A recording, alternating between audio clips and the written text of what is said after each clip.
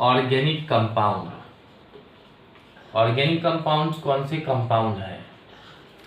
देखिए, वो कंपाउंड जिसमें हाइड्रोकार्बन हो उसको हम ऑर्गेनिक कंपाउंड कहते हैं। द कंपाउंड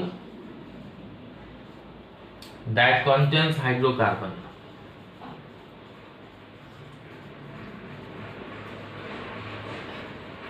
अब ये हाइड्रोकार्बन क्या है? देखिए, नाम से ही क्लियर है कि हाइड्रोकार्बन का मतलब होता है हाइड्रोजन प्लस कार्बन।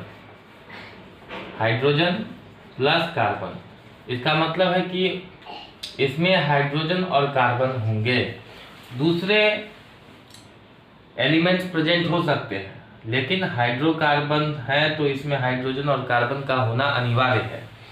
जैसे देखें कि हमको आइडेंटिफाई करना है कि क्या ग्लूकोज हाइड्रोकार्बन है या नहीं है। तो ग्लूकोज में हम देख रहे हैं कि कार्बन है, हाइड्रोजन है, ऑक्सीजन है। तो चूंकि हाइड्रोजन और कार्बन है इसीलिए ये एक हाइड्रोकार्बन है, तो ये ऑर्गेनिक कंपाउंड कहा जाएगा। अगर कार्बन डाइऑक्साइड की बात करें तो इसमें सिर्फ कार्बन है, हाइड्रोजन नहीं है। कार्बन के साथ साथ हाइड्रोजन होना चाहिए, तभी ये एक ऑर्गेनिक कंपाउंड कंसिडर किया जाएगा। इसीलिए कार्बन डाइऑक्साइड हाइड्रोकार्बन नहीं है, क्योंकि इसमें हाइड्रोजन नहीं है। दूसरा एग्जाम्पल लेते हैं मीथेन।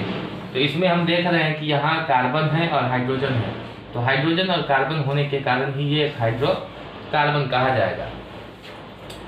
अब C2H5OH है ना, इथाइल एल्कोहल, इसको देखते हैं कि ये हाइड्रोकार्बन है या नहीं है।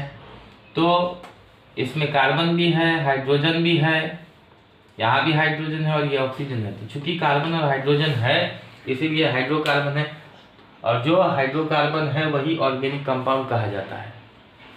जब कार्बन की संख्या 1 हो तो इसको हम कहते हैं मेथ, कार्बन की संख्या 2 हो तो इसे हम कहते हैं ईथ, और कार्बन की संख्या 3 हो तो इसको हम कहते हैं प्रॉप, कार्बन की संख्या 4 हो तो कहा जाता है ब्यूट, कार्बन की संख्या 5 हो तो पेंट, कार्बन की संख्या 6 हो तो इसको हम हेक्स कहते हैं, कार्बन की संख्या 7 हो तो हेप्ट कहा जाएगा, कार्बन की संख्या 8 हो तो इसे ऑक्ट कहा जाता है, और कार्बन की संख्या जब 9 हो तो इसे नॉन कहा जाता है।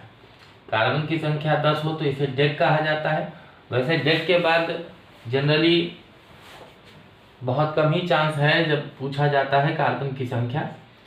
अदरवाइज कार्बन की संख्या हम 15 तक देख लेते हैं। कार्बन की संख्या 11 हो तो इसको हम कहेंगे अनडेक, कार्बन की संख्या अगर 12 हो तो इसे हम कहेंगे डाइडेक, कार्बन की संख्या अगर 13 हो तो इसको कहते हैं ट्राइडेक, कार्बन की संख्या 14 हो तो इसे हम कहेंगे टेट्राडेक, और कार्बन की संख्या जब 15 हो तो इसे हम कहते हैं पेंटाडेक।